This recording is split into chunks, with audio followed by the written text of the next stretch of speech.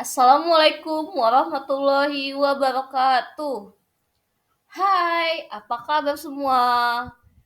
Perkenalkan, Ibu adalah Ibu Desliana. Ibu bertugas di SMK Perguruan Rakyat 2. Hari ini kita akan membahas kiat sukses tadi melanjutkan perguruan tinggi. Kayak di sini pada mau nggak lulus masuk perguruan tinggi?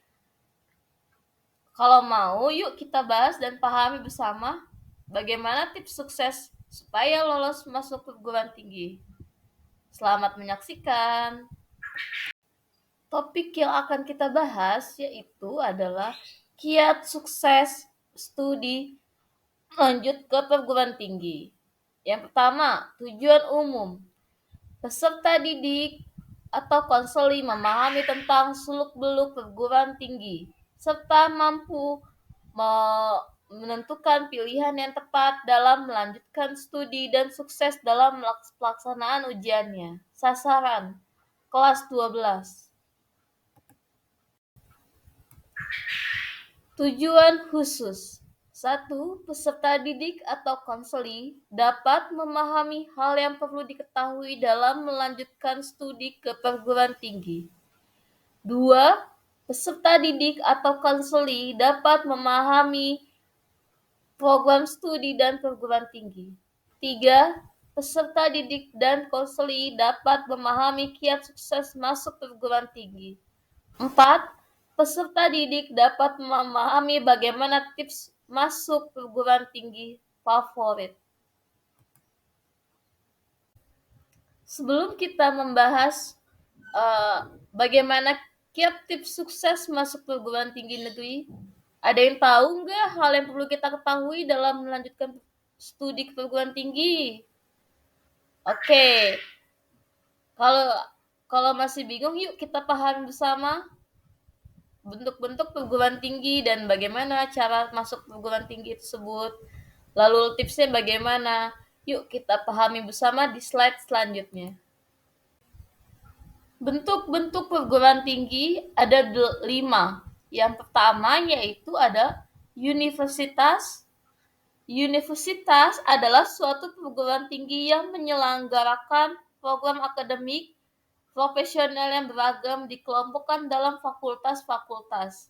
Setiap fakultas dibagi dalam program studi atau jurusan. Misalnya Fakultas Ekonomi memiliki jurusan akuntansi, manajemen, studi pembangunan, dan lain-lain. Contoh universitas negeri yang kalian perlu ketahui yaitu yang ada di Jakarta seperti Universitas Negeri Jakarta, Universitas Indonesia, atau yang di luar daerah seperti Universitas Negeri Yogyakarta, Universitas Gadjah Mada, Undip, UNS, Unsri, Unhas, dan yang untuk swasta ada Atmajaya, UHAMKA, dan lain-lain.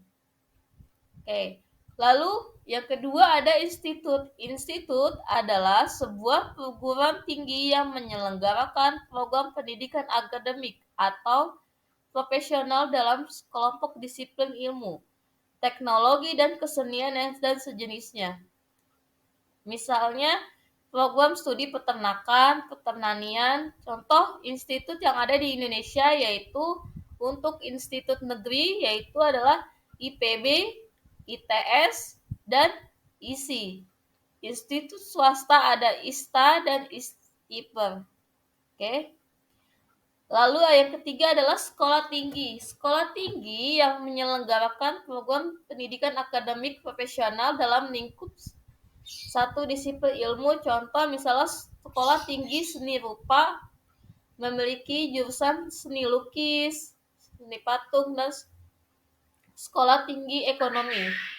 Untuk sekolah tinggi negeri yaitu STT Bandung, STTN, STAN, Sekolah Tinggi Administrasi Negara. Untuk sekolah tinggi swasta ada STIKES, KPM, STTNAS. Oke, Yang keempat ada akademi. Akademi adalah perguruan tinggi yang menyelenggarakan program studi profesional dalam satu cabang pengetahuan teknologi kesenian. Contoh untuk akademi negeri yaitu AAU, AAL, AAIT, AATK, AAP. Untuk akademi swasta ABA, YPIK, AA, YKPN. Yang depannya akademi. Dan yang kelima adalah politeknik. Politeknik adalah serupa dengan akademi menyelenggarakan program pendidikan profesional sejumlah bidang pengetahuan khusus. Bedanya dibandingkan dengan akademi, politeknik memberikan porsi lebih besar daripada praktik. Contoh politeknik negeri yang ada di Jakarta yaitu Politeknik Negeri Jakarta, yang Politeknik Manufaktur Bandung, dan politeknik swasta contohnya Politeknik API, Politeknik LPP. Oke.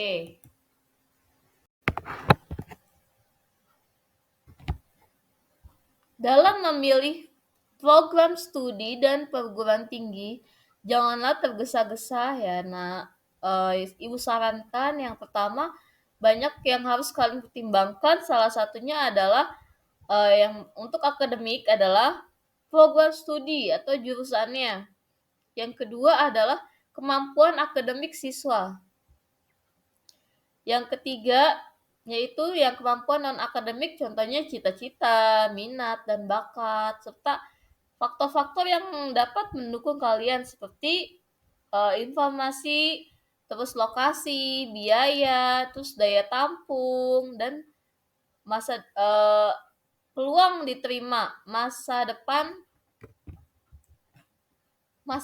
karir atau pekerjaan. Jadi nanti kalian harus tahu nih untuk masa depannya bagaimana setelah lulus setelah lulus kuliah kalian kira-kira nanti bekerja di mana, terus apakah peluangnya besar untuk diterima kerja seperti itu. Jadi jangan asal menentukan yang namanya pemilihan program studi dan perguruan tinggi. Banyak faktor yang harus kalian pertimbangkan ya, Nak. Salah satunya adalah program studi, kemampuan akademik, kemampuan kalian, lalu kalian sesuaikan dengan cita-cita minat bakat kalian. Dan faktor pendukung lainnya. Supaya apa? Supaya kalian bisa sukses ya.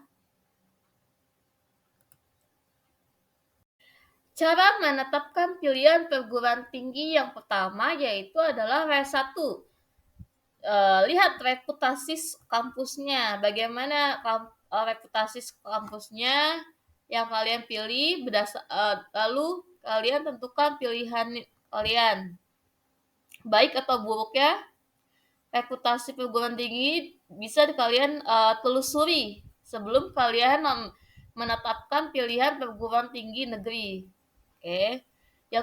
Yang kedua adalah metode dan presentasi pembelajaran. Yang ketiga adalah status akreditasi. Ini yang paling penting. Status akreditasi, apakah statusnya A, baik sekali, atau B, cukup, ataupun D, kurang. Jadi kalian telusuri status akreditasinya. Yang keempat adalah fasilitas pendidikan. Fasilitas yang ada di kampus tersebut, ya ada apa aja yang bisa mendukung kalian dalam proses pembelajaran. Kalian juga bisa mencari tahu ya sebelum kalian menentukan pilihan perguruan tinggi. Yang kelima, prospek lulusan. Bagaimana nanti setelah lulus, apakah lulusan yang banyak yang menganggur atau banyak yang diterima kerja. Makanya pertimbangkanlah prospek lulusan tersebut ya. Jangan sampai kalian memilih program studi yang prospek lulusannya kebanyakan yang menganggur. Ya, maka perhitunganlah baik-baik. Tips cara masuk perguruan tinggi favorit. Yang pertama apa sih? Yang pertama adalah satu, tentukan pilihan program studinya, terus universitasnya di mana. Yang kedua adalah ukur kemampuan diri. Apakah kalian mampu setelah kalian diterima di universitas itu? Yang ketiga adalah tetapkan alternatif. Yang keempat, cari informasi, perbanyak ilmu. jaga kondisi tubuh.